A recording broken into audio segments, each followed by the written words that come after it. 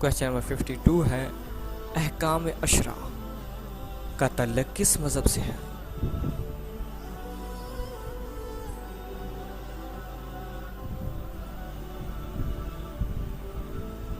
जवाब है यहूदियत मज़हब से। क्वेश्चन नंबर 53 है, पुलिस का निज़ाम सबसे पहले किस सहाबी रसूल सल्लल्लाहु अलैहि वसल्लम के दौर में शुरू हुआ?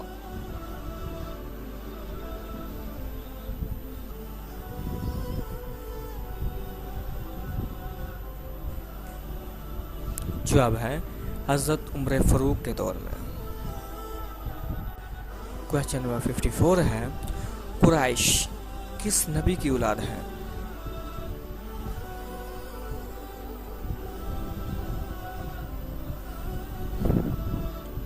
जवाब है हज़रत इस्माइल